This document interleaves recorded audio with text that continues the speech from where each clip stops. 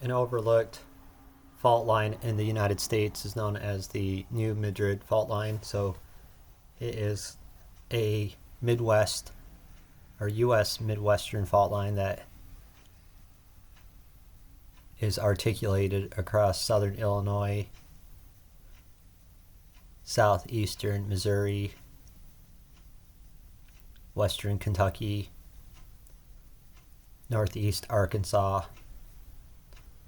and western Tennessee. So this is the New Madrid Fault Line,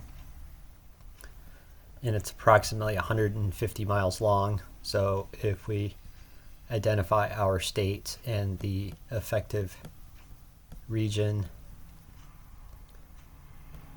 regarding the eruption, seismology, and aftershocks, we have these states that are affected or may be affected. So there's the New Madrid Fault Line.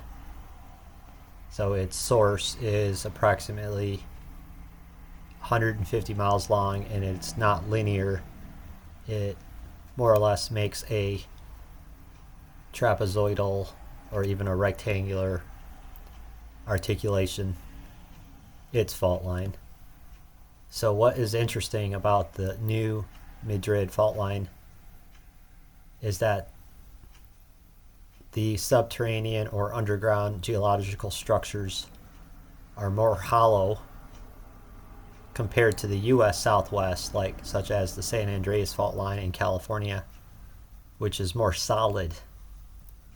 So aftershocks will ring, or also known as rarefactions. They will just reflect and continue on rather than dampen into much more solid subterranean structures on the southwest or California regions. So as bad as the San Andreas Fault is, it would dissipate relatively quickly compared to the New Madrid Fault Line. So the implication is that aftershocks ring continuously across the U.S. Midwest for months on end. The last time the New Madrid Fault Line erupted, it was in 1812, just right after the war, right around the time of the War of 1812. It's kind of interesting that this earthquake erupted during the potential reclamation of the United States by Britain, the reinvasion War of 1812. And so that's a very interesting date. Other than the War of 1812, we also had the New Madrid Fault Line erupting.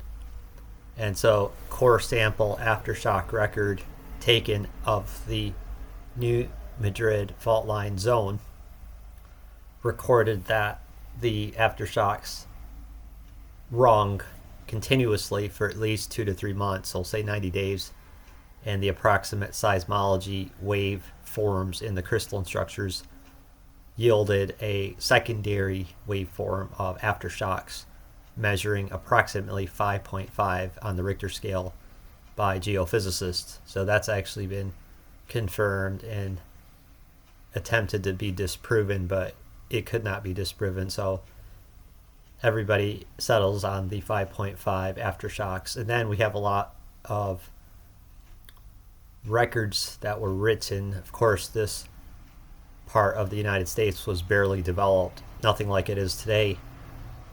And so there were many farmers, hunters, and people that had some established structures, buildings, etc., very sparsely across this region, because this was about the time of manifest destiny when the states were expanding westward, not too long after the independence from Britain. So we will say these were most likely not even states yet. And so if we go to these regions, there were some settlements, and there are diaries and writings of people that indicated what we would interpret as aftershocks or earthquakes that would intermittently ring and dissipate, but the aftershocks would ring for at least 3 months in the record. Very consistent records of people in that zone in 1812 reporting the same thing. Also, many hunters reported during the New Madrid Fault eruption that the intermittent shock aftershocks for 90 days also caused the subterranean structures to slightly open up and create a very powerful vacuum underneath the Mississippi River, which caused it to flow in the opposite direction.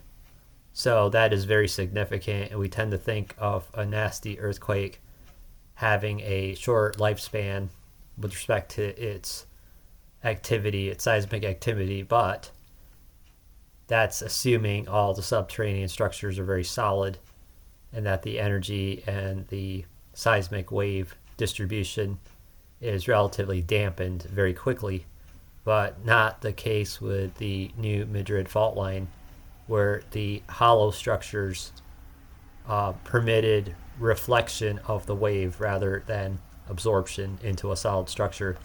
So the aftershocks could be picked up as far as Wisconsin, Michigan, Pennsylvania, Virginia, North Carolina, South Carolina.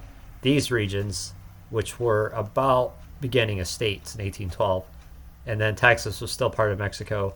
It was trying to move out of Texas, Mexico, and go to the U.S. side, and South Dakota, and what was happening with Custer, and later on, that's like the mid 1800s, late 1800s, with the Montana development and the wars with the indigenous tribes, and all these things were happening a little bit later. But 1812 was kind of not that long after the independence in 1776. So this region wasn't very developed and populated, so it doesn't really get a lot of credence with the destruction it might have created. But now it is very populated. We got St. Louis, we've got Chicago, we've got Frankfort, Kentucky, and Nashville, and Little Rock, and all these developments, skyscrapers.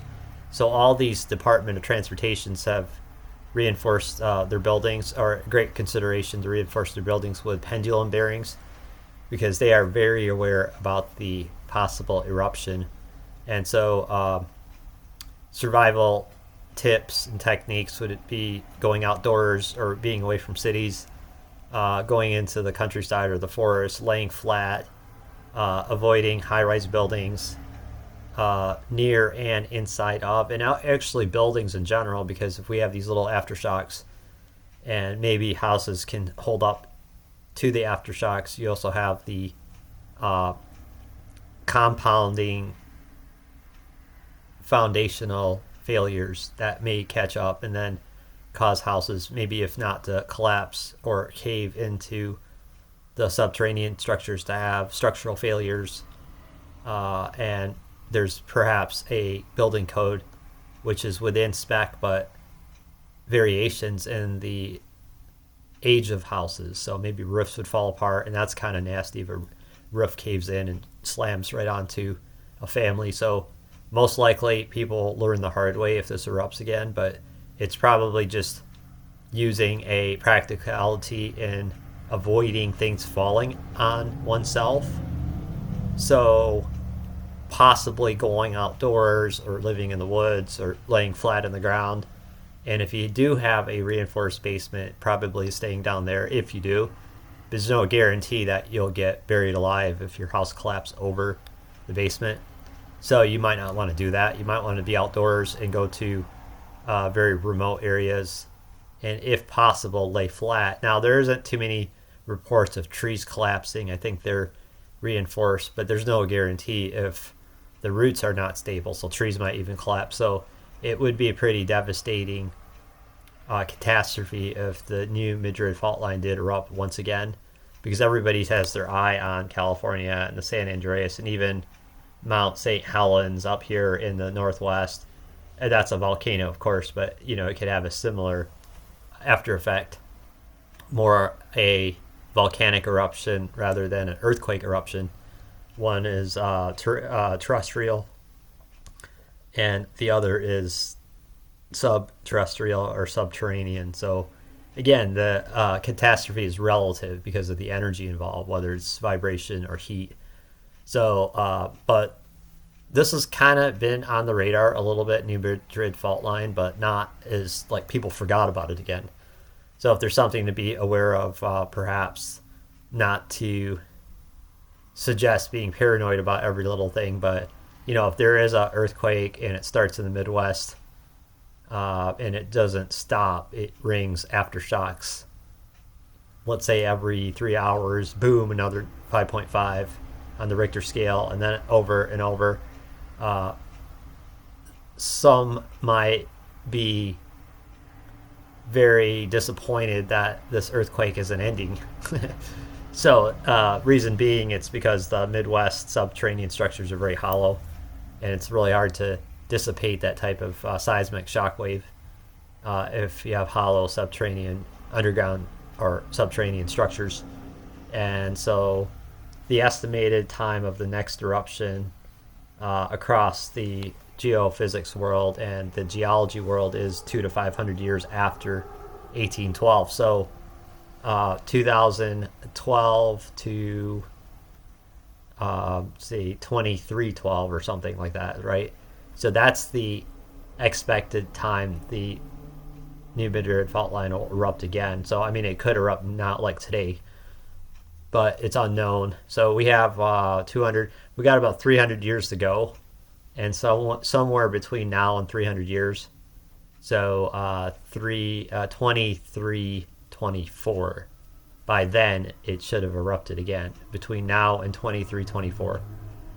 So just wanted to bring that up, and possibly not in our lifetimes, perhaps, but it's kind of bad if it's that in proximity to erupting again and we have all this development. So there's probably got to be more consideration to reinforcing underground structures for buildings so that there's more sway and what they call pendulum bearings for like large structures and bridges, skyscrapers. And I think that's already very common or a consideration to the Missouri DOT and Illinois, and maybe not Indiana, but definitely some of these DOTs here have actually took that consideration about the New Madrid Fault Line. Anyway, thank you for watching this video and have a great day.